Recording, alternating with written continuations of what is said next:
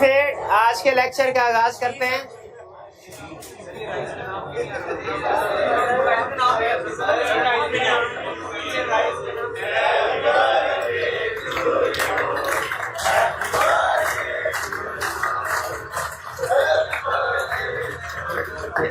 आज मेरा नया जन्म हुआ क्या?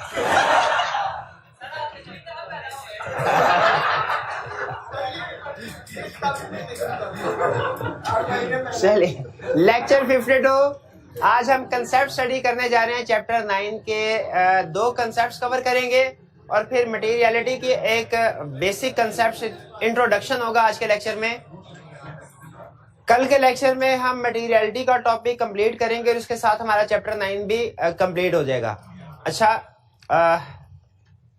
कि कोड ऑफ एथिक्स की केस स्टडी के हवाले से स्टूडेंट एक क्वेश्चन पूछ रहे थे, मैंने मुनासिब समझा आपके साथ शेयर कर दूं। 2 पॉइंट आपने जहन में रखने हैं, 2 पॉइंट। एक चीज तो ये कि अगर वो कोड ऑफ, बल्कि कल मैंने बताया था आपको केस स्टडी के पॉइंट ऑफ व्यू से कोड ऑफ एथिक्स के एक तो ये कि अगर कंटिन्यूस केस स्टडी हो, समटाइम कोड ऑफ एथिक्स की केस स्टडी होती है कंटिन्यूस से मुराद पैराग्राफ फॉर्म में। अक्सर आपने देखा होगा कि कोड ऑफ एथिक्स का जो क्वेश्चन होता है वो पार्ट 1, पार्ट 2, पार्ट 3, पार्ट 4, इस तरह 2, 3 या 4 पार्ट्स उसने बताए होते हैं और आपने हर सिचुएशन को अलग-अलग सॉल्व करना होता है। हर सिचुएशन के थ्रेट्स अलग बताते हैं आप, उसके सेफगार्ड्स अलग बताते हैं। लेकिन सम टाइम ऐसा होता है केस स्टडी आती है पैराग्राफ फॉर्म में, उसमें 1, 2, 3 कर है, उसमें भी सिचुएशन 3-4 हो रही होंगी। हो सकता है कंटिजेंट फी की भी बात कर रहा हो सकता है गिफ्ट की भी बात कर रहा हो सकता है फेमिलियरिटी रिलेशनशिप की भी बात कर रहा हो, फैमिली रिलेशनशिप की भी, उसमें भी सिचुएशन है, लेकिन सिचुएशन ने मर्ज की होंगी।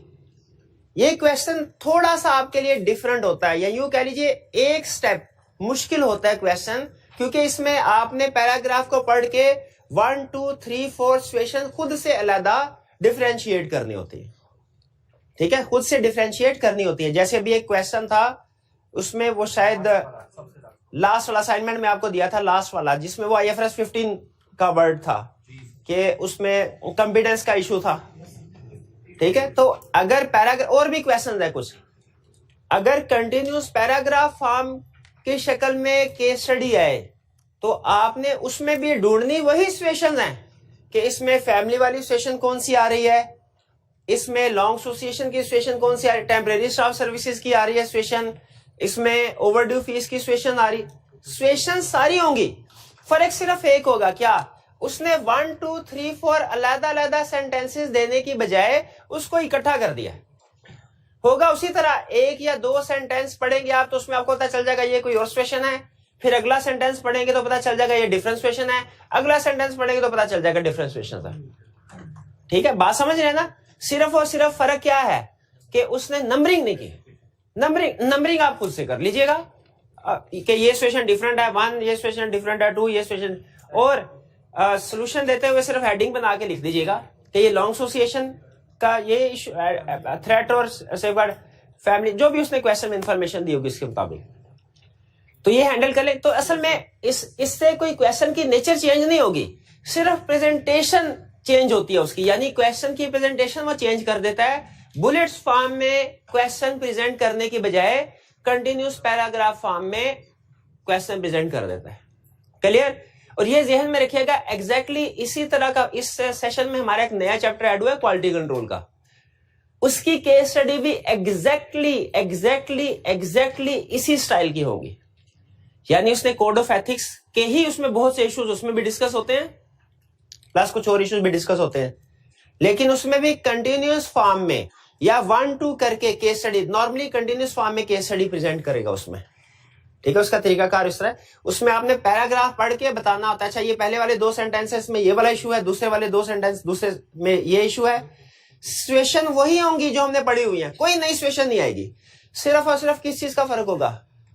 प्रेजेंटेशन का। उसने बुलेट्स की बजाय पैराग्राफ फॉर्म में सारी इंफॉर्मेशन दी होगी, तो इससे आप कंफ्यूज तो नहीं होंगे, परेशान तो नहीं, ये जहन में रखिएगा।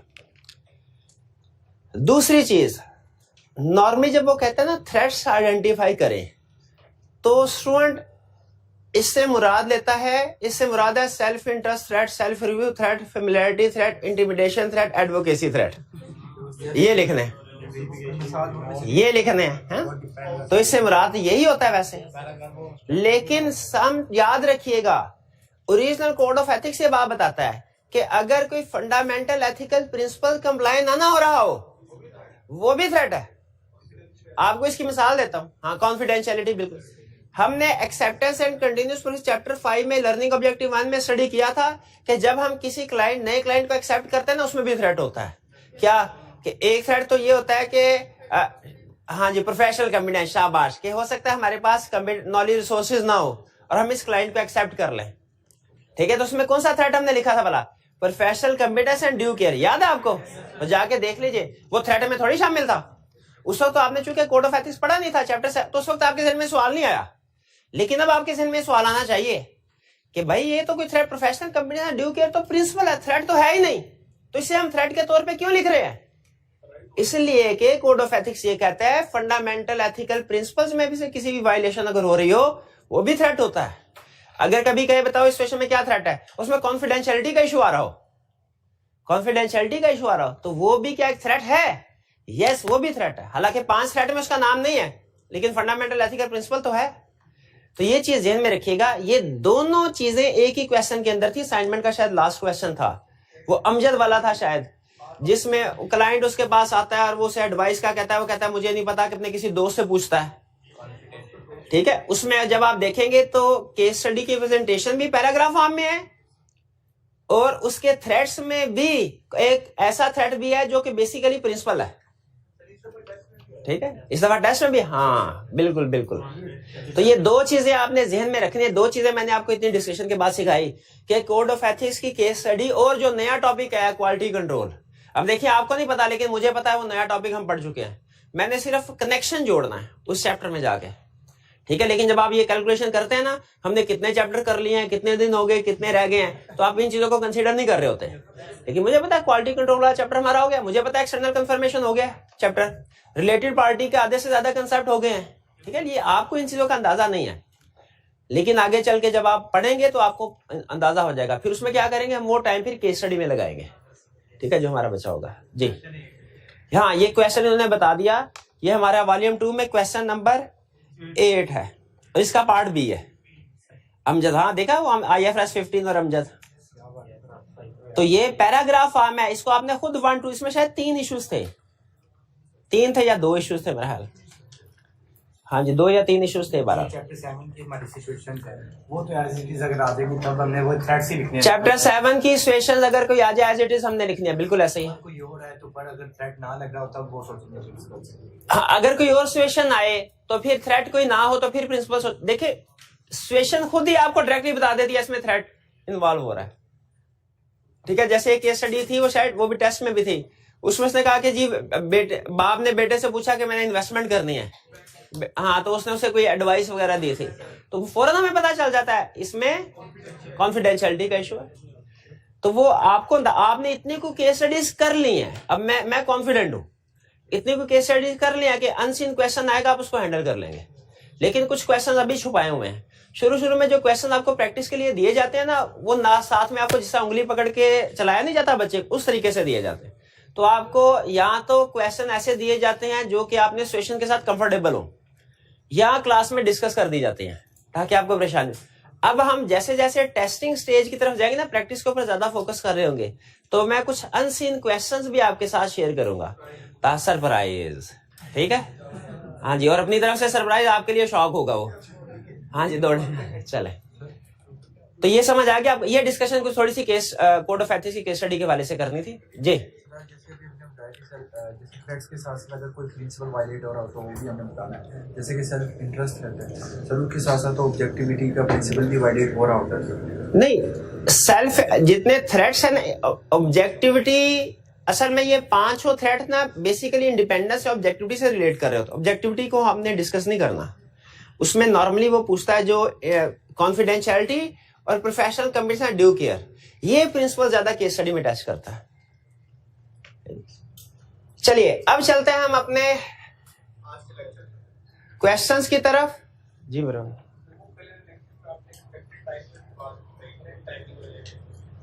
कल वाले लेक्चर में टाइमिंग वाली बात बताई थी। हाँ जी, स्ट्रेटजी में के प्लान में, स्ट्रेटजी में, ठीक है। हाँ जी, उसमें था मैनेजमेंट के साथ डिस्कशन करेंगे, उसमें भी एक्सपेक्टेड टाइमिंग की बात की थी, बिल्कुल की थी। वो क्या थी असल में प्रैक्टिकली हमने ना देखिए जो होती है ना एम्प्लॉइज या स्टाफ, लोअर स्टाफ, वो तो हर वक्त हमारे लिए अवेलेबल होता है, हम किसी भी वक्त जाके उससे इंफॉर्मेशन ले सकते हैं। लेकिन जो हायर मैनेजमेंट होते हैं ना, जैसे सीएफओ, जैसे सीईओ, जैसे डायरेक्टर्स, ये हमारे लिए हर वक्त अवेलेबल नहीं होते। ऐसा नहीं है कि हम किसी भी वक्त इनके ऑफिस का दरवाजा खोले, अंदर चल जाए, उनके डिस्कस, उनके अपने जाहिर है हाई लेवल के कॉन्ट्रैक्ट्स वगैरह कर रहे होते हैं, पार्टी के साथ डील कर रहे होते हैं, तो उनके साथ पहले से शेड्यूल्ड मीटिंग रखना पड़ती है। क्या आप हर वीकेंड पे जुम्मे के बाद 3 से 4 बजे तक हमारे लिए अवेलेबल होंगे अगर हमने मीटिंग करनी होगी, या हर मंथ एंड पे अवेलेबल होंगे? तो मैनेजमेंट के साथ और डायरेक्टर के साथ जब हम डिस्कशन कर रहे होते हैं ना, टाइमिंग से मुराद वो ये है कि उसके साथ इस तरह की टाइमिंग सेट करनी है कि हमारी उसके साथ मीटिंग जो है वो कब कब होगी, ठीक है। पहले से उनके साथ शेड्यूल मीटिंग करनी पड़ती है। जो लो स्टाफ होता है ना, उनके साथ शेड्यूल मीटिंग की जरूरत नहीं, वो एवरी टाइम अवेलेबल होता है हमारे लिए, ठीक है। और कोई क्वेश्चन? जी,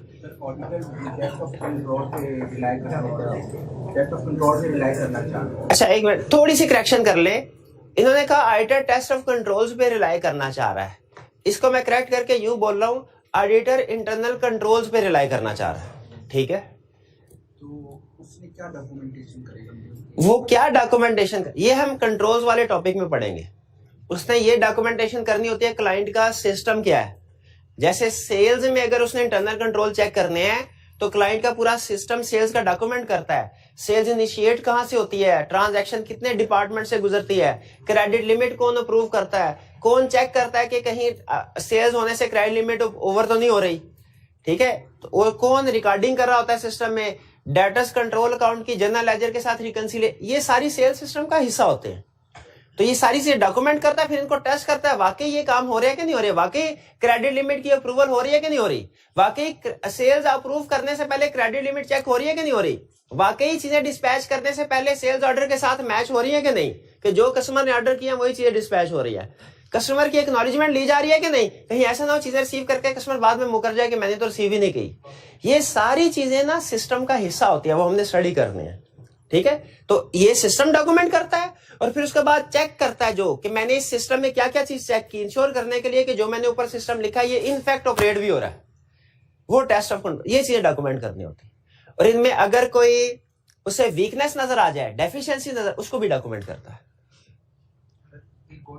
जी जी, इम्पोर्टेंट एरियाज को भी इसमें आइडेंटिफाई किया, उसने कहा कि पोटेंशियल प्रॉब्लम। हाँ जी, दोनों में क्या फर्क होगा? बेनिफिट्स में उसने कहा, अच्छा बेनिफिट्स मैंने आपको बताया था जनरली है, लेकिन बेनिफिट्स में उसने कहा कि इंपॉर्टेंट एरियाज को आइडेंटिफाई करता है और पोटेंशियल प्रॉब्लम्स को आइडेंटिफाई। पोटेंशियल प्रॉब्लम से मुराद ये है कि कहीं पे भी हो सके, जो एरियाज है ये बेसिकली जनरल इंफॉर्मेशन की बेस पे हम आइडेंटिफाई करते हैं। जैसे जो टेक्सटाइल सेक्टर है उसमें कुछ और एरियाज अहम होते हैं, बैंकिंग सेक्टर में कुछ और एरियाज अहम है। नॉर्मली जब हम क्लाइंट में जाते हैं ना ऑडिट करने के लिए, हमारे लिए सबसे अहम एरिया होता है नॉर्मली ऑन एवरेज सेल्स का, लेकिन अगर किसी बैंक का ऑडिट करने के लिए जाएंगे तो उसमें हमारे लिए डिपॉजिट्स का एरिया, जो लैंडिंग होती है ना, उसका एरिया ज्यादा अहम होता है। इसी तरह industry to industry different areas, कुछ एरियाज कम अहम हो सकते हैं, कुछ ज्यादा। तो जब हम क्लाइंट की अंडरस्टैंडिंग ऑब्टेन करते हैं, उसकी नेचर ऑफ बिजनेस देखते हैं, तो उससे हमें अंदाजा हो जाता है कि इस क्लाइंट में ये वाला एरिया ज्यादा है, ये कम अहम है। और पोटेंशियल प्रॉब्लम का मतलब ये होता है कि जब हम अंडरस्टैंडिंग कर रहे होते हैं तो रिस्क असेसमेंट भी कर रहे होते हैं साथ। जैसे अगर आपको किसी जगह पता चले कि अब मैं आपको छोड़ी आपकी अब रिस्क असेसमेंट भी मैं आपको साथ में सिखा रहा हूं। आपको एक जगह आपने क्लाइंट पे गए, अंडरस्टैंडिंग ऑफ एंटिटी ऑब्टेन कर रहे हैं, ठीक है, start of the audit, some interim audit की स्टेज है, understanding of entity, understanding of internal control obtain करें। आपको पता चल रहा है कि कस्टमर्स को बगैर कोई चेकिंग किए, वेरिफिकेशन किए क्रेडिट लिमिट अप्रूव कर दी जाती है। भाई जो भी उधार आके लेना चाहे उधार ले सकता है, उसकी कोई चेकिंग, उसकी बैकग्राउंड सर्च नहीं कि कहां से आया है, कितनी इसकी फाइनेंशियल पोजीशन क्या है, मार्केट में कितने, चेकिंग नहीं होती। इससे क्या कोई पोटेंशियल प्रॉब्लम या कोई ऐसा एरिया आइडेंटिफाई हो रहा है जिसमें आपको लगे कि रिस्क है, तो बैड, शाबाश, ये है रिस्क असेसमेंट। इससे मैं ये प्रॉब्लम हमारे सामने आई, हम कहेंगे इस इंफॉर्मेशन की वजह से डेटर्स के प्रोविजन फॉर बैड डेट के ऊपर वर्क बढ़ा दो, क्योंकि इसका मतलब है कलेक्शन उनसे होना अब थोड़ा मुश्किल होगी उसमें। तो इस इंफॉर्मेशन से हमें पता चलता है, ठीक है। ये है पोटेंशियल प्रॉब्लम आइडेंटिफाई हुई हमें। ये थोड़ा स्पेसिफिक या ज्यादा डिटेल है। एरिया कौन सा है मैं कौन नहीं, ये थोड़ा जनरल नेचर की होते हैं, ठीक है। हमारी एक मीटिंग थी, उसमें एक ऑडिट कर रहे थे, एक हॉस्पिटल का ऑडिट था। तो उसमें हम बैठे हुए थे, हमारे पार्टनर ने एक बात कही थी कि हॉस्पिटल के ऑडिट में जो रेवेन्यू है वो ज्यादा अहम है। किस लिए? क्योंकि जो नॉर्मली हॉस्पिटल में दो तरह के रेवेन्यू होता है, एक आउटडोर एक इंडोर। दो तरह के पेशेंट आते हैं, आउटडोर आते हैं, चेकअप कराते हैं, पर्ची फीस दे के निकल जाते हैं, इंडोर एडमिट होते हैं। इंडोर का रेवेन्यू पता है कब रिकॉर्ड होता है? जब पेशेंट डिस्चार्ज हो जाता है, मर जाए या डिस्चार्ज हो, जो भी किस्मत। सम टाइम पेशेंट 2 दिन में डिस्चार्ज होता है, सम टाइम 2-2 3-3 महीने भी एडमिट रहते हैं। अब हाँ, अब देखें 31 दिसंबर के ऊपर जो पेशेंट महीना 1.5 महीना से एडमिट है, उसकी डिफरेंट सर्जरी वगैरह हुई है, ऑपरेशन हुए हैं, मेडिसिन उसको दी गई है, लेकिन उसका रेवेन्यू भी रिकॉर्ड नहीं हुआ होगा, ठीक है। तो उन्होंने कहा इसका रेवेन्यू जो है वो आपने ज्यादा क्रिटिकल एरिया। और फिर उन्होंने एडवांसेस का भी कहा। ये एज अकाउंटेंट अब आपने सोचना है। हॉस्पिटल वाले उससे पूछो पता क्या कहते सर पैसे ले तो लिए हैं। कौन से पैसे लिए? सर हम एडवांस लेते हैं उनसे। और आपको अंदाजा है कि प्राइवेट हॉस्पिटल में चले जाओ, पेशेंट को एडमिट कर पहले एडवांस लेते हैं। उनके हिसाब से वो अपना काम पूरा कर रहे थे कि एडवांस लेके सर्विसेज दे रहे हैं। हम कहते थे नहीं, एडवांस अभी फाइनल कॉन्ट्रैक्ट क्लोज तो नहीं हुआ, उसमें जो आपने एडवांस लिया है वो लैदा लाइन आइटम आएगी, और जो सर्विसेज प्रोवाइड की है उसका रेवेन्यू लैदा रिकॉर्ड होगा। वो उसको नेट कर दिया करते थे, जो कि नहीं होना चाहिए। तो हमें पार्टनर ने तो ये चीजें एक्सपीरियंस से, अंडरस्टैंडिंग ऑफ एंटिटी से उन्हें पता चली। उन्होंने स्टार्ट में हमें बता दिया कि इन एरियाज के ऊपर फोकस करना, और हमने उनके ऊपर फोकस किया, ठीक है। तो ये प्लानिंग का ये फायदा होता है। अगर हम प्लानिंग ना कर रहे होते, पार्टनर उस मीटिंग में ना बैठा होता, हमें ये बात ना बताता, तो शायद ये बात हमें फिर भी पता चल जाती, लेकिन एंड में जाके पता चलती। और उस वक्त हमें या तो लेट शीटिंग करके काम करना पड़ता ज्यादा, या हमें अपनी डेडलाइन एक्सटेंड करना पड़ते। तो प्लानिंग से फिर इस तरह के इश्यूज सामने आ जाते हैं, ये फायदा हो जाता है। चलिए अब चलते हैं हम अपने क्वेश्चंस की तरफ।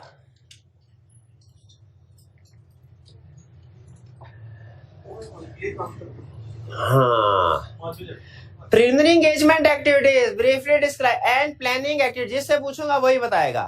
ये मेरे भाई सेंटर में कैप वाले भाई, आप बताइए प्रिलिमिनरी एंगेजमेंट एक्टिविटीज में सिर्फ नाम टू द पॉइंट बात बतानी है, लंबी चौड़ी नहीं, 2 हरफी बात। प्रिलिमिनरी एंगेजमेंट एक्टिविटी में कौन सी 2 चीजें हैं?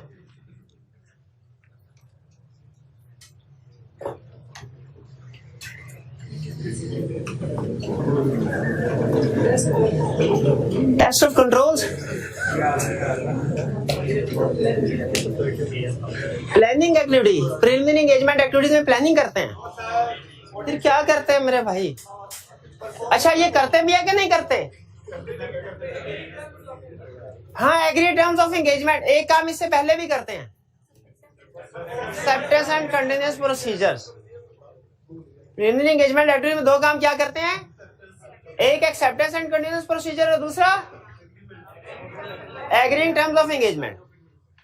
और इसी के अंदर एक्सेप्टेंस में ही कह ले प्री कंडीशन को भी चेक कर लेते हैं एक तरह से। Planning activities 2, audit strategy, audit plan, 2 काम बना, शाबाश। हाँ याद है, मैं सिर्फ टू दी पॉइंट आपको बता रहा हूं, क्योंकि आगे आपने याद किया होगा, सिर्फ उस कंसेप्ट तक पहुंचाना मेरा काम है। आगे आपने याद किया होगा तो आगे आप चल सकेंगे, नहीं याद किया होगा तो उधर रुक जाएंगे, और वो याद करवाना मेरी जिम्मेदारी नहीं भाई। अच्छा, इंटरनेशनल स्टैंडर्ड ऑन ऑडिटिंग 300, अल्लाह जाने कौन सा है 300, मुझे नहीं पता। Revised planning and audit of financial states that item must plan the audit. ये तो हमने पढ़ा है, ये वाले। हमें इससे क्या गर्ज के कहाँ लिखा है, किस नंबर में लिखा है, 10 नंबर वाले में लिखा है, 15, हमें क्या पता। लेकिन हमें इतना पता है प्लान होता है, auditor must plan the audit, बिल्कुल प्लान करना चाहिए। Explain why it is important to plan an audit. जी मेरे भाई आप बता दीजिए, ये प्लान, हाँ, why it is necessary to plan an audit, क्यों इंपॉर्टेंट है? छुट्टी पे था।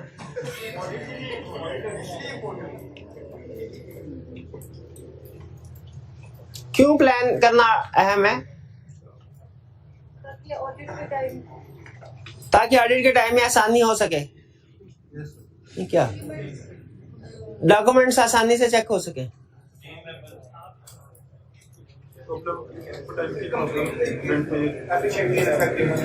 एफिशिएंटली एंड इफेक्टिवली और कोऑर्डिनेशन विद अदर्स।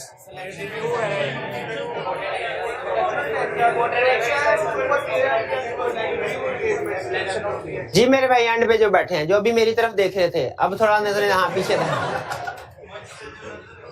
क्यों प्लान करना जरूरी है? ऐसे ही खुदा का हो, जल्दी बताएं। नहीं पढ़ा? क्यों नहीं पढ़ा? क्यों नहीं पढ़ा?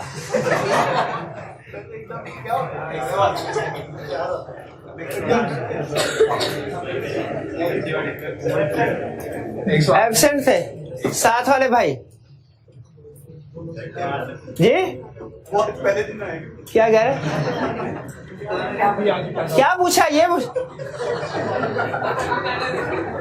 यार एक दफा क्यों नहीं सुन लेते आप लोग?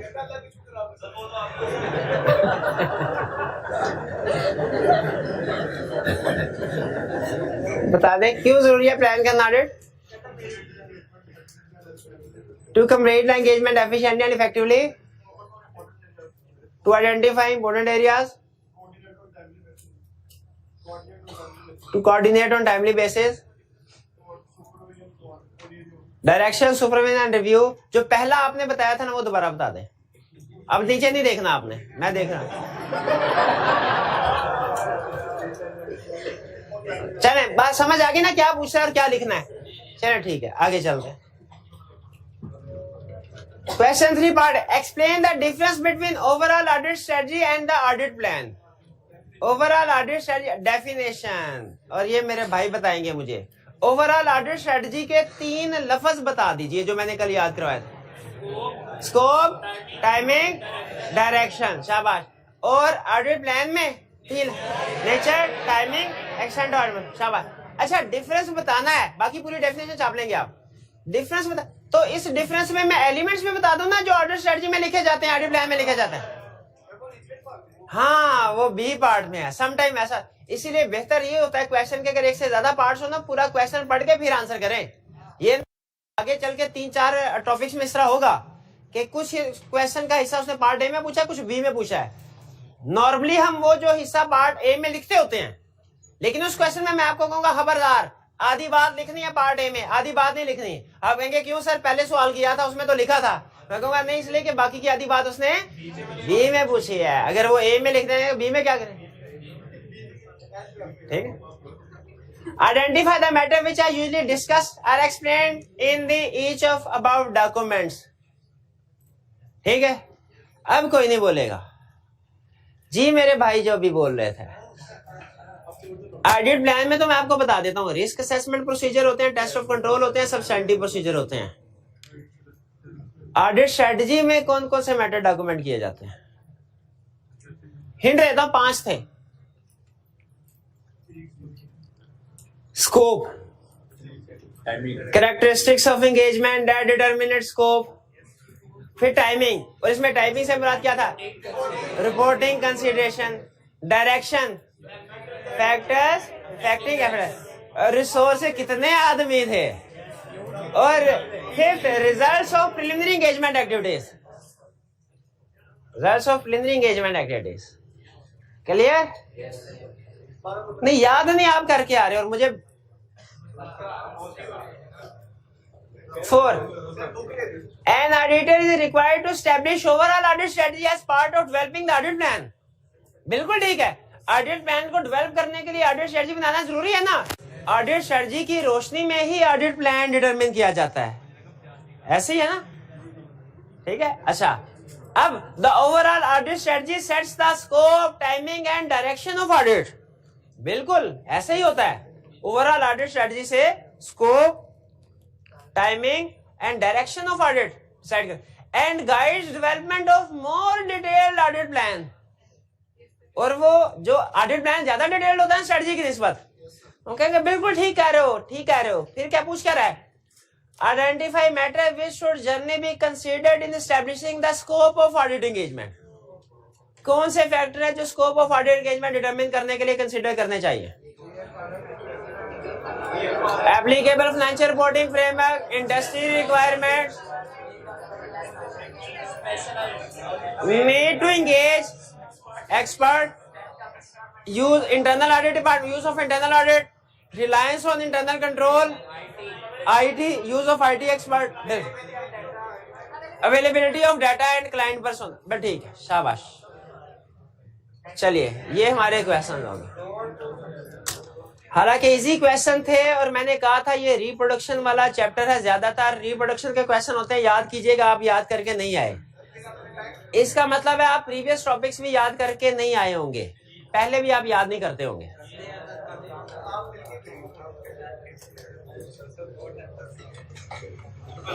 चलिए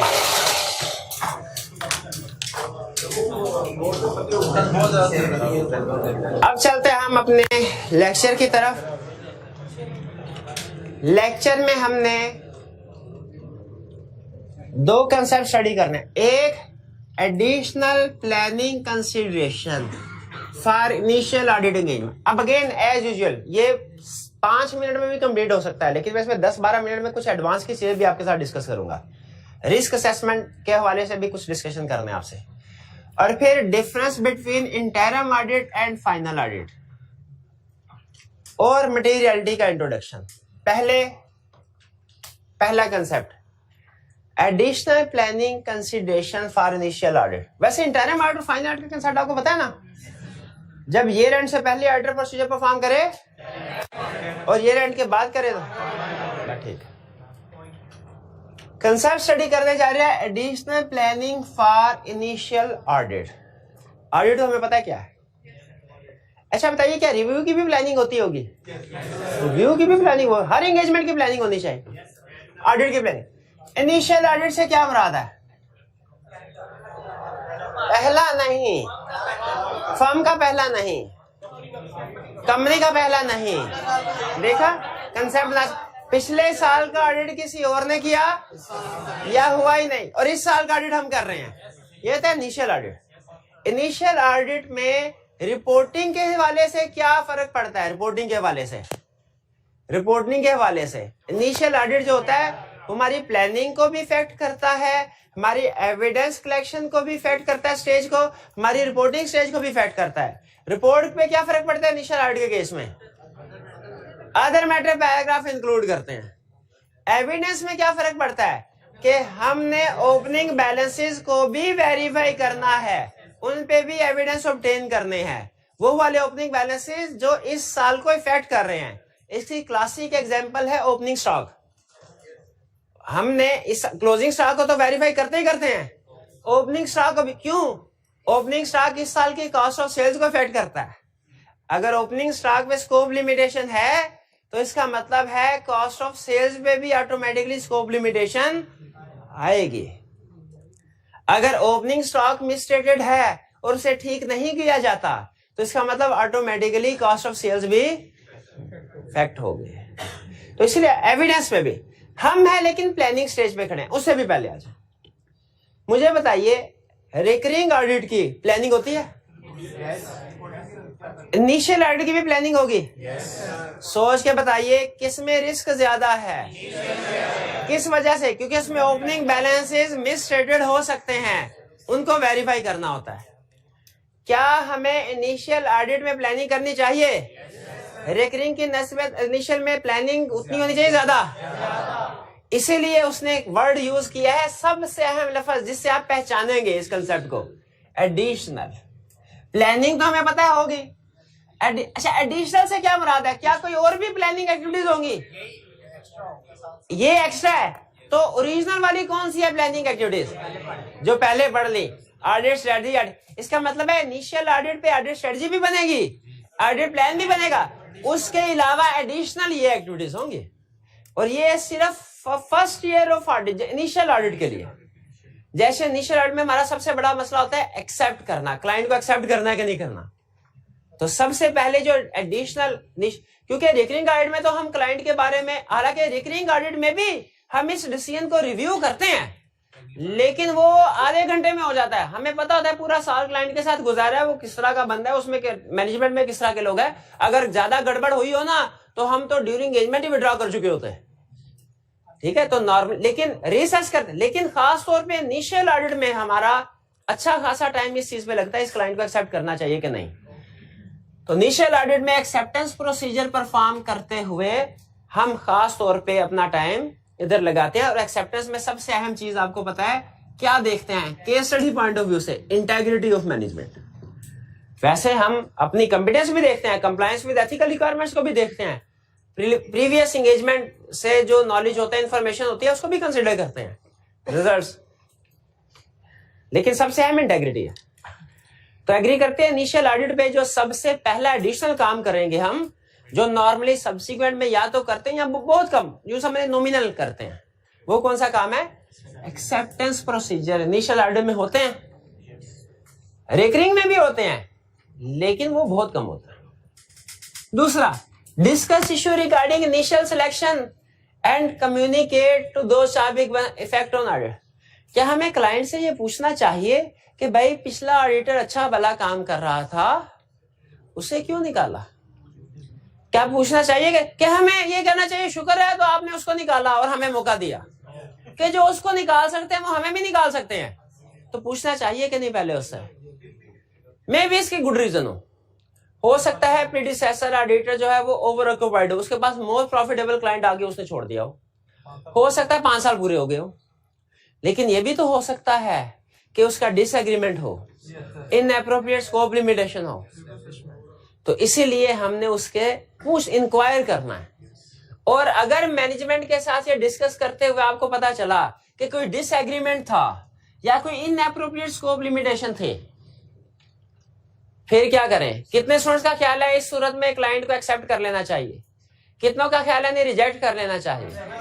कितनों का ख्याल है नहीं मैनेजमेंट के साथ इस इश्यू को डिस्कस करके जो इसका हल है वो एंगेजमेंट लेटर में लिख देना चाहिए? यस, यही कह रहा है कि इश्यू डिस्कस करें मैनेजमेंट के साथ कि क्या इश्यू थे प्रेडिसेसर ऑडिटर के साथ, और जो भी उसका हल है उसे आपने डायरेक्टर्स को कम्युनिकेट करना है और डायरेक्टर को बताना है इनका इफेक्ट क्या होगा ऑडिट पे। जैसे उन्होंने कहा कि जी डिसएग्रीमेंट था, तुमसे कहेंगे सर डिसएग्रीमेंट, अब इसमें स्टैंडर्ड ये कहते हैं हम तो इस तरह काम करवाएंगे, आप कहते हैं ये फाइनेंस लीज है, हम कहते हैं ऑपरेटिंग लीज है, स्टैंडर्ड कहते हैं ऑपरेटिंग लीज है, तो हमारे साथ अभी एग्री कर ले एंगेजमेंट लेटर में, ताकि बाद में अगर आपने हमें तंग करना है ना तो अभी हम एंगेजमेंट को एक्सेप्ट ही नहीं करते। तो ये डिस्कशन, ठीक है, डिस्कशन, और जो इसका इफेक्ट होगा ऑडिट पे हमारे, क्योंकि जिन एरियाज में डिसएग्रीमेंट स्कोप लिमिटेशन है ना वो एरियाज हमारे ज्यादा रिस्की हो जाते हैं, रिस्क उनमें ज्यादा है, इसीलिए हम मैनेजमेंट को कम्युनिकेट करेंगे। अच्छा, एक अब मैं ना कुछ आगे जो कि हमारे चैप्टर आने वाले हैं तो मैं कुछ बेसिक कंसेप्ट साथ साथ बिल्ड करना चाह रहा हूं। एक केस स्टडी में इंफॉर्मेशन थी, आपने बताना इस इंफॉर्मेशन में कोई रिस्क है कि नहीं। इंफॉर्मेशन लिखा था predecessor auditor did not wish to be reappointed. क्या रिस्क है? कोई डिसएग्रीमेंट हो किसको? एक स्टूडेंट कहने लगा नहीं सर हो सकता है उसके पास और क्लाइंट आ गए हो सकता है 5 साल पूरे हो गए हो। प्रोफेशनल स्केप्टिसिज्म, शाबाश, उसने क्वेश्चन में कुछ नहीं बताया था इस बारे में कि क्यों, लेकिन प्रोफेशनल स्केप्टिसिज्म हमारा क्या कहता है, रीजन हो सकती है। तो उसको इसके कोर्स ऑफ एक्शन में उसने कहा था लेटर में, जब आप प्रोफेशनल क्लियरेंस लेटर लिखो ना तो उससे ये रीजन भी क्लैरिफाई करवा लो, सर आप क्यों नहीं रिपॉइंट होना चाह रहे थे।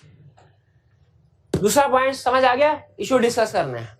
तीसरा point, communicate with predecessor auditor. Student कहने लगा हाँ शाबाश, स्टूडेंट कहने लगा सर ये तो काम हम ट्रेनिंग एंगेजमेंट एक्टिविटीज में कर चुके होंगे, एक्सेप्टेंस प्रोसीजर में, प्लानिंग में दोबारा क्यों कर रहे हैं? ओपनिंग बैलेंसेस के लिए, शाबाश। प्रिलिमिनरी एंगेजमेंट एक्टिविटीज में जो हमने पढ़ा था ना एक्सेप्टेंस में, वो था कि कोई ऐसा इशू तो नहीं है जिसकी वजह से हम एंगेजमेंट को एक्सेप्ट नहीं करना चाहिए, ठीक है, प्रोफेशनल। लेकिन ये जो कम्युनिकेशन है किसके वाले से है? ओपनिंग बैलेंसेस की वेरीफाई। आपको एक इंटरेस्टिंग चीज बताऊं, ये हमारे सिलेबस कैफ के सिलेबस में नहीं है, ये बताया स्टैंडर्ड हमें कहता है कि आपने ओपनिंग, पिछले साल गार्डर कोई और था ना, उसने क्लोजिंग बैलेंस को वेरीफाई किया, इस साल हम बाइंड हुए, हमने ओपनिंग बैलेंस को वेरीफाई करना है कि नहीं करना। लेकिन प्रीडिसेसर ऑडिटर तो उसको क्लोजिंग बैलेंस को वेरीफाई कर चुका है, और पिछले साल का क्लोजिंग इस साल का ओपनिंग है, तो हम एक ही चीज को 2 दफा वेरीफाई करेंगे क्या? काउंटिंग में यही सीखते हैं ना, पिछले साल का क्लोजिंग एज इट इज उठ के आगे आ जाता है। ऑडिट में कहते हैं पिछले साल का क्लोजिंग पिछले साल की फाइनेंशियल स्टेटमेंट का हिस्सा था, वो प्रीडिसेसर ऑडिटर की जिम्मेदारी थी। इस साल का ओपनिंग इस साल की फाइनेंशियल स्टेटमेंट का हिस्सा है, वो हमारी जिम्मेदारी है, हमने वेरीफाई। लेकिन फिर स्टैंडर्ड हमें एक इजाजत भी देता है, टेंशन नहीं ना, जहां पे उसने साथ ही एक इजाजत भी दी जिससे हमें सुकून हुआ। क्या उसने कहा? आपके पास एविडेंस होना चाहिए कि ओपनिंग बैलेंस करेक्ट है, चाहे एविडेंस खुद प्रोसीजर परफॉर्म करके इकट्ठा कर ले, चाहे प्रीडिसेसर ऑडिटर से उसकी डॉक्यूमेंटेशन मंगवा लें। अगर वो काम आ जाए, फरिश्ता काम आ जाए और हमें अपनी डॉक्यूमेंटेशन दे दे, हमारा पेटी बाई काम हो गया हमारा, इसीलिए हम कम्युनिकेट कर रहे हैं। लेकिन लाजमी नहीं कि प्रीडिसेसर ऑडिटर हमें वर्किंग पेपर देगा। क्यों? क्योंकि कॉन्फिडेंस और working papers are ownership of auditor, ठीक है, ओनरशिप। अगर वो हमें कम्युनिकेशन, अगर हम कम्युनिकेशन करेंगे, कोशिश करेंगे, अगर हमें वर्किंग पेपर नहीं देता, खुद फिर ओपनिंग बैलेंसेस के एविडेंस ऑब्टेन करना पड़ेगा। काम डबल है। ओपनिंग बैलेंस चेंज भाई, ये उस स्टैंडर्ड में उसका जिक्र है, मैं उस तरफ आपको नहीं लेके जाना चाह रहा, ये से 5-10 उस तरफ नहीं लेके जाना चाह रहा, उसमें जिक्र है, उसमें ये। अब मैं आप सवाल आपके सामने उठाऊंगा, आपके जेब में फंस जाएंगे, फिर आप बहाने से बार बार पूछेंगे, वो मैं नहीं। बाज़ का ऐसा होता है, हम आप शायद ये सोच रहे हैं दोनों अलग-अलग क्यों है।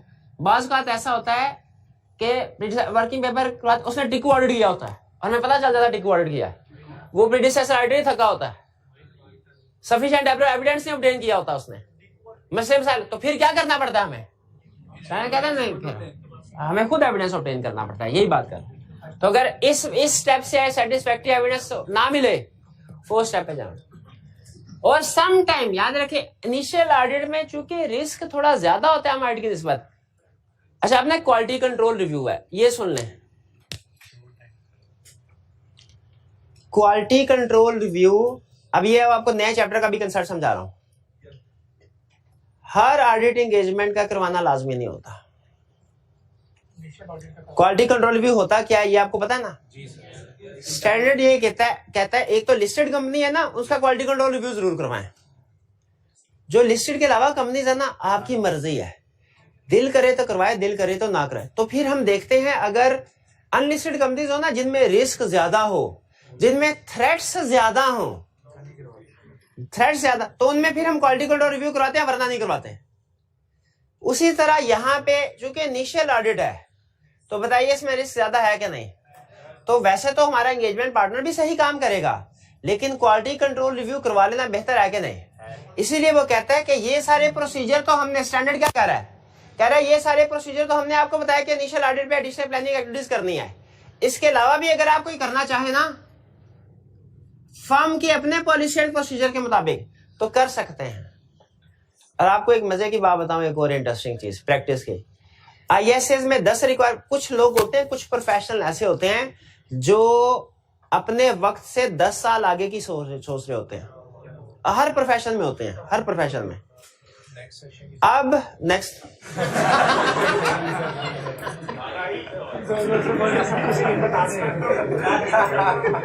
अच्छा, तो नहीं,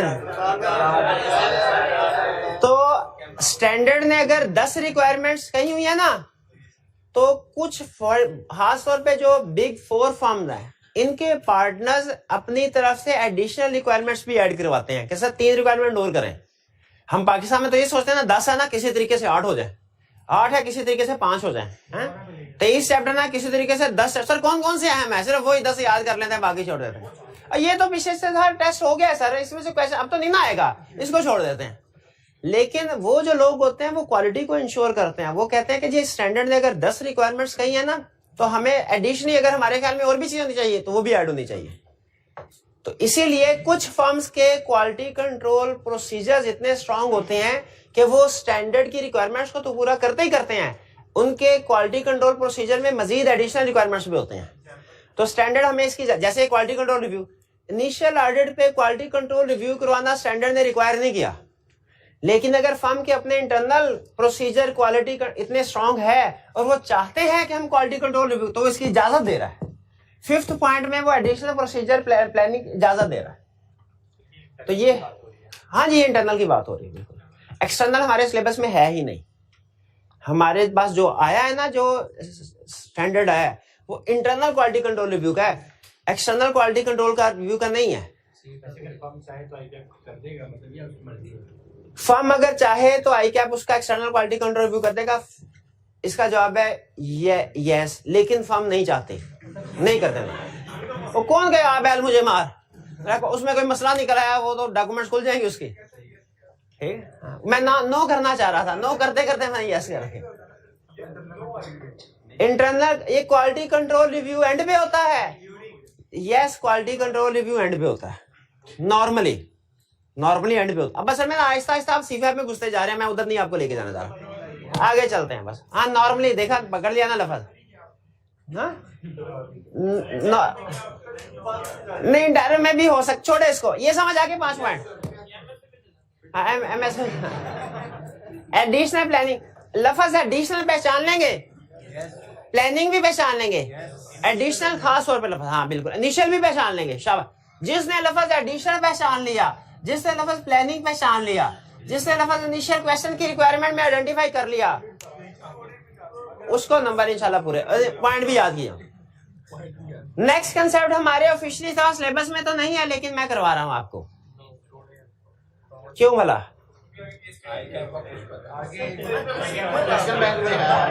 हाँ, क्वेश्चन स्टडी टेक्स्ट में टॉपिक निकल गया, क्वेश्चन बैंक में है। तो क्वेश्चन बैंक में अगर है क्वेश्चन, तो एहतियातन हम, वैसे असूली तौर पे जो ICAP की गाइडलाइंस है ना, रूल्स हैं, उनके मुताबिक उसने कहा है जो कंसेप्ट हमारे स्टडी टेक्स्ट में है, जो सिलेबस में नहीं है, लेकिन स्टडी टेक्स्ट से क्वेश्चन में, उसको हम एग्जामिन नहीं करेंगे। तो अब चूंकि ये सिलेबस से निकल गया है, स्टडी टेक्स्ट से निकल, एग्जामिन नहीं होना चाहिए असूली तौर पे, लेकिन क्वेश्चन बैंक में है, तो हमारा रिस्क है कि कभी कभार ICAP हो में भी चेक कर ले, और जब हम उससे पूछे चेक क्यों किया, वो कहे क्वेश्चन बैंक में तो है। तो इसलिए अगर इस तरह के 50-50 वाले वो हम कवर कर लेते हैं, जहां इतना पढ़ रहे हैं वहां पे 2 कंसेप्ट और सही। फेजेस ऑफ ऑडिट, आप जब ऑडिट करेंगे ना, आपके पास 2 ऑप्शन है। पहली ऑप्शन ये है, अच्छा हमारे पास जो स्टूडेंट आते हैं ना पढ़ने के लिए, वो 2 तरह के होते हैं। एक वो जो रिजल्ट से पहले आते हैं, और दूसरे वो जो रिजल्ट के बाद आते हैं। जो रिजल्ट के बाद आते हैं ना, वो सिर्फ रिजल्ट के बाद ही पढ़ते हैं, लेकिन जो रिजल्ट से पहले आते हैं, वो रिजल्ट से पहले वाले फेज में भी पढ़ रहे होते हैं, बाद वाले फेज में भी पढ़ रहे होते हैं। आप ये बताएं, फर्ज कीजिए आपने पहली दफा अटेम्प्ट देनी है, आपके लिए कौन सी अप्रोच बेहतर है? थोड़ा सा रिजल्ट से पहले पढ़ लें, थोड़ा सा रिजल्ट के बाद, के रिजल्ट के बाद ही ज्यादा सारा पढ़ें? थोड़ा सा पहले, थोड़ा सा बाद में। इसके फायदे क्या होते हैं? सिलेबस जल्दी कंप्लीट हो जाएगा आपका बर्डन शेयर होगा, जो डिफिकल्ट टॉपिक्स हैं आप पहले से आइडेंटिफाई कर लेंगे, रिलैक्स फील करेंगे, बर्डन शेयर हो जाएगा आपका, लेट शेडिंग नहीं हुआ करेगी। उसी तरह फेजेस ऑडिट के भी 2 तरह, दुनिया में 2 तरह के ऑडिटर्स, एक वो जो सारे के सारे प्रोसीजर ईयर एंड के बाद परफॉर्म कहते हैं, पहले फाइनेंशियल स्टेटमेंट बन जाए, फाइनेंशियल स्टेटमेंट बनेगी तो ऑडिट शुरू करेंगे ना, तो सारे का सारा ऑडिट फाइनेंशियल स्टेटमेंट्स बनने, यानी ईयर एंड के बाद ही करें, यानी फाइनल स्टेज पे ही सारा काम करें। कुछ ऑडिटर कहते हैं ठीक है ऑडिट करने के लिए फाइनेंशियल स्टेटमेंट्स बेसिक, लेकिन याद रखें फाइनेंशियल स्टेटमेंट्स के बगैर भी कुछ ऑडिट प्रोसीजर परफॉर्म हो सकते हैं, जैसे understanding of entity, understanding of internal control, risk assessment वगैरह। इन सब के लिए फाइनेंशियल स्टेटमेंट लाजमी नहीं है। हाँ क्वार्टरली, अगर आपके पास क्वार्टरली, हाफ ईयरली फाइनेंशियल, उनके बेस पे analytical procedure, preliminary analytical procedure perform कर सकते हैं। ठीक है, तो पहले तो वो कहते हैं हम इस तरह करते हैं, कुछ प्रोसीजर पहले परफॉर्म कर लेते हैं ईयर एंड से पहले, और कुछ बाद में। अगर इस तरह करें, अपने ऑडिट के 2 हिस्से कर लें, कुछ प्रोसीजर ईयर एंड से पहले, कुछ ईयर एंड के बाद, तो जो फेज ईयर एंड से पहले होता है इसे कहते हैं इंटरिम, और जो ईयर एंड के बाद होता है, ऑडिट को 2 हिस्सों में डिवाइड करने के फायदे क्या होते हैं? रिलैक्स फील करते हैं, बर्डन शेयर हो जाता है, थोड़ा काम पहले थोड़ा बाद में, प्रॉब्लमेटिक एरियाज पहले आइडेंटिफाई हो जाते हैं, रिपोर्ट जल्दी बन जाती है। ठीक है, रिपोर्ट क्योंकि अपने जाहिर आपने शिफ्ट शेयर कर लिया ना, कुछ प्रोसीजर पहले कुछ बाद में, तो डेडलाइन मीट हो जाएगी जल्दी। नॉर्मली जब क्लाइंट डेडलाइन इस तरह की देता है ना कि सर 15-20 ईयर एंड के बाद 15-20 दिन के अंदर आप ऑडिट रिपोर्ट साइन चाहिए में, तो हमारे पास एक ही ऑप्शन रह जाती है। इंटायरम ऑडिट में होता क्या है, साल के 12 महीने है ना, हम ईयर एंड से पहले चले जाते, 10 महीने पूरे हो जाए ना क्लाइंट पे चले जाते हैं। हम कहते हैं इन 10 महीनों में हम रिस्क असेसमेंट कर लेते हैं, अंडरस्टैंडिंग ऑफ एंटिटी करते हैं, अंडरस्टैंडिंग ऑफ इंटरनल कंट्रोल करते हैं, टेस्ट ऑफ कंट्रोल कर लेते हैं, और जो 10 महीने की ट्रांजैक्शंस है ना इनको चेक कर लेते हैं। लेकिन याद रखिएगा, प्रैक्टिकल टिप बता रहा हूं आपको, इन 10 महीनों की ट्रांजैक्शंस को वेरीफाई करते हुए इनकम स्टेटमेंट की ट्रांजैक्शन को वेरीफाई करना है, बैलेंस शीट की ट्रांजैक्शन को वेरीफाई नहीं करना। ये ना डेटर सारे वेरीफाई कर रहे हैं, पता चले सारी बिक गई, नई डेटर आ गए, नई इन्वेंट्री आ गई ईयर एंड पे, लेकिन इनकम स्टेटमेंट की इनकम एक्सपेंस आपको पता है वो नहीं चेंज हो, वो ऐड ऑन नहीं होगा, वो रिप्लेस नहीं होगा। इसीलिए हम कुछ इनकम स्टेटमेंट के ऊपर फोकस कर रहे थे, बैलेंस शीट के ऊपर नहीं। इंटरिम ऑडिट और फाइनल ऑडिट का कंसेप्ट समझ आ गया? तो मुझे बताइए किस इंटरिम ऑडिट फाइनल ऑडिट में से किस पे लिमिटेड इंश्योरेंस प्रोवाइड करेंगे, किस पे रीजनेबल? बिल्कुल गलत। अब भाई ये तो एक ही ऑडिट के 2 हिस्से हैं, इसमें एक ही रिपोर्ट जाएगी, 2 रिपोर्ट्स नहीं जाएंगी, और वो रिपोर्ट कब जाएगी? फाइनल ऑडिट के बाद। ये लैदा ऑडिट, अच्छा कोई बात, अच्छा चले फिर बताइए, इन इंटरिम ऑडिट और फाइनल ऑडिट में से कौन सा ऑडिट एक्सटर्नल ऑडिटर करेगा, कौन सा internal auditor?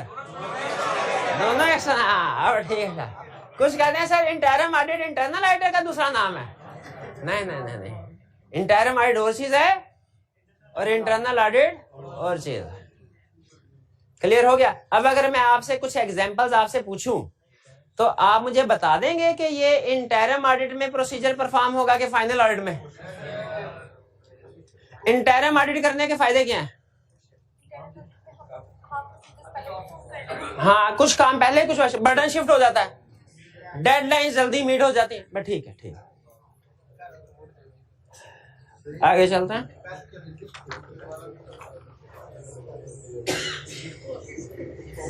Confirmation letter send करना है फाइन, क्योंकि कंफर्मेशन लेटर नॉर्मली जिन पार्ट डेटर्स को, क्रेडिटर्स को, बैंक बैलेंस को, लॉयर्स को, फिक्स एसेट्स को नहीं करते कंफर्मेशन लेटर से।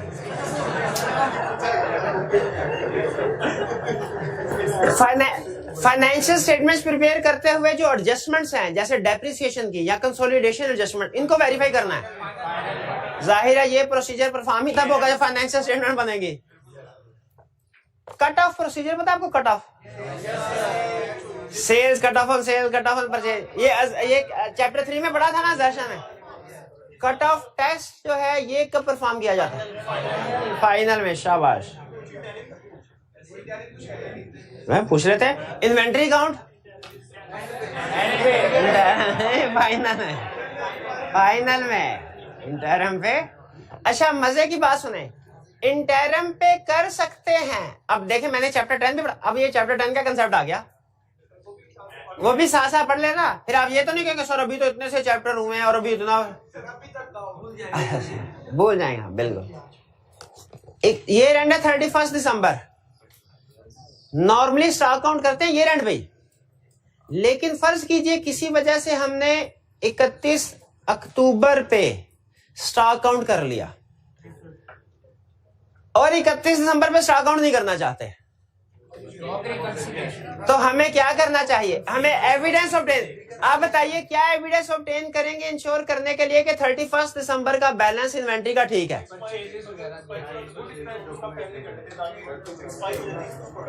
कुछ प्रोडक्ट्स एक्सपायर हो जाती है। नहीं, हमारा मसला ये नहीं है, हमने ऑब्सोलीट आइटम्स आइडेंटिफाई करनी, मसला ये नहीं है।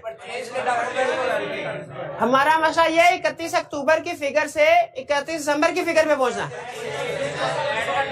स्टेप नंबर 1 31 अक्टूबर का बैलेंस कंफर्म कर लेंगे।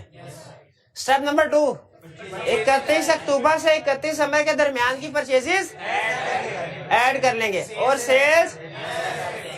ये बताया आपने काउंटिंग वाला काम है, ये प्रोसीजर ठीक।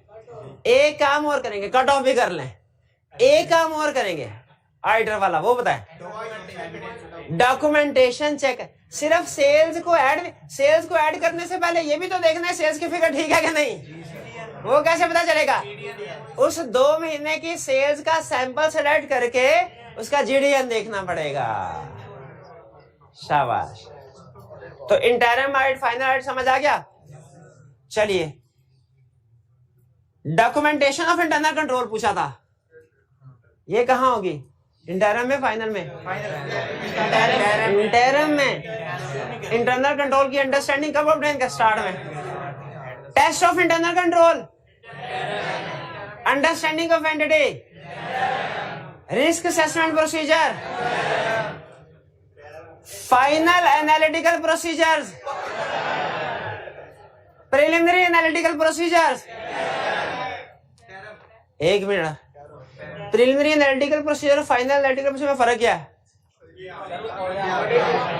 प्रिलिमिनरी बता रहा हूं। अब सुनिए, अगर आप इस सवाल का जवाब दे दिया ना, चैप्टर 10 आधा खत्म।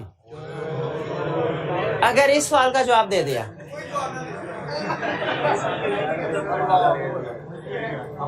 एनालिटिकल प्रोसीजर हम कहते किसको हैं?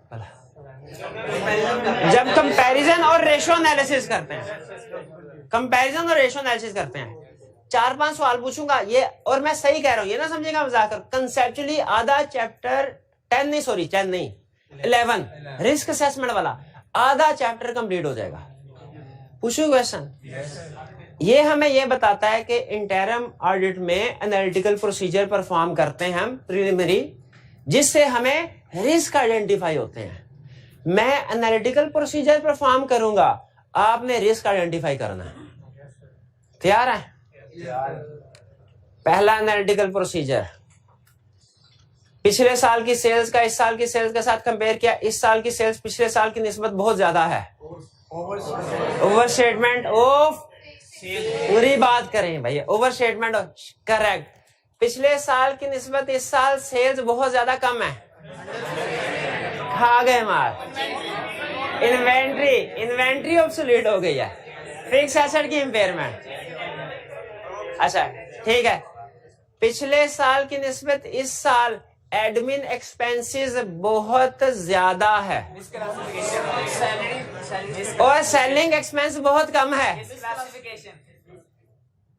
एडमिन एक्सपेंस, अच्छा पहले सेलिंग एक्सपेंसेस बहुत कम है, अंडर स्टेटमेंट का है। और अगर सेलिंग एक्सपेंस कम है, एडमिन ज्यादा है, अब सुनिए, अब आपसे 4 क्वेश्चन पूछूंगा। अगर आपने 2 का भी जवाब दे दिया ना, तो समझ लीजिए हमारा नहीं चैप्टर, इतनी बड़ी स्टेटमेंट नहीं, ऐसे नहीं एडवांस होता। चैप्टर 11 आधा खत्म। पहला क्वेश्चन मेरा, पिछले साल की निस्बत इस साल इन्वेंट्री की अमाउंट बहुत ज्यादा है, कंपेयर किया, या इन्वेंट्री टर्नओवर रेशो ज्यादा है।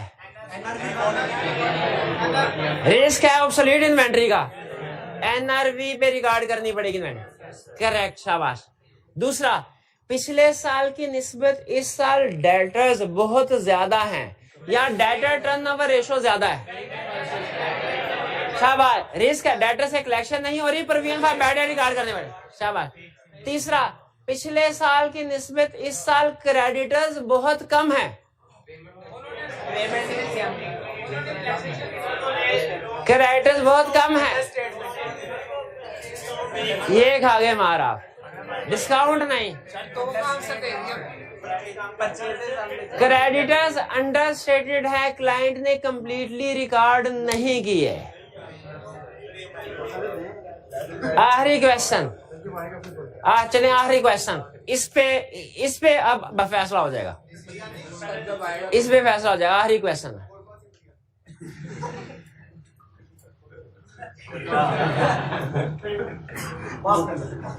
प्रॉफिटेबिलिटी रेशो डिक्रीज हो रही है और करंट रेशो भी डिक्रीज हो रही है।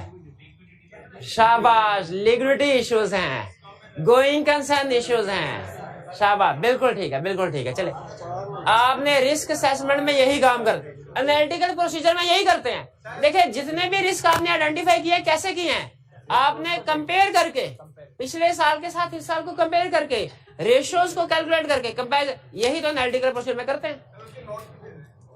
इधर नोट्स चैप्टर 11 ना ना ना, अब नोट्स नहीं मिलने, नोट्स बस मिल गए, खत्म खत्म, अब और कोई नोट्स नहीं है। अब आप फोटो कॉपी करा लें अगर आपने करानी है तो, काफी है। कल का काम भी पड़ा हुआ, कल क्या है, कल क्या पढ़ाया था?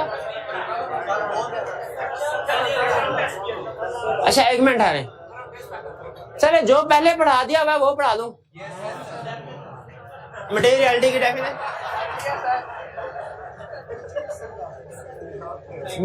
हमारे ऑडिट में लफ्ज मटेरियल कब यूज होता है?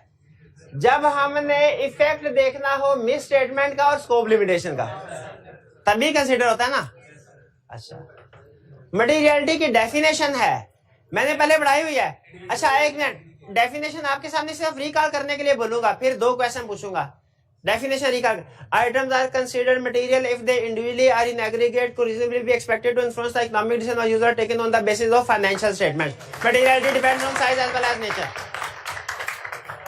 इसमें मुझे बताइए, इसमें बताइए, एक मिनट, आप सबसे अहम लफ्ज कौन सा है? नहीं, एक मिनट है, सबसे अहम लफ्ज कौन सा? शाबाश, इंडिविजुअली आर इन एग्रीगेट। जी मेरे भाई, ये आप थोड़ी देर और इंतजार कर लें, हैं, फिर उसके बाद जो चाहेगा उसके क्लास में, और कोशिश करें मेरी क्लास में जरा अवॉइड करें, हैं, बातें करना है। अच्छा, इंडिविजुअली आर इन एग्रीगेट, इन्होंने कहा ये सर ये लफ्ज अहम है। ये क्यों लफ्ज अहम है? क्योंकि शाबाश, मिस स्टेटमेंट इंडिविजुअली भी मटेरियल हो सकती है, समटाइम इंडिविजुअली इमटेरियल होती है, इकट्ठा होकर मटेरियल हो जाती है। केस स्टडी अप्रोच में सिखाया था ना ये बात, शाबाश। अच्छा, इसके अलावा एंड वाले मेरे भाई, आप मुझे ये बताइए, इसके अलावा कौन सा लफ्ज सबसे अहम है? फाइनेंशियल स्टेटमेंट नहीं है।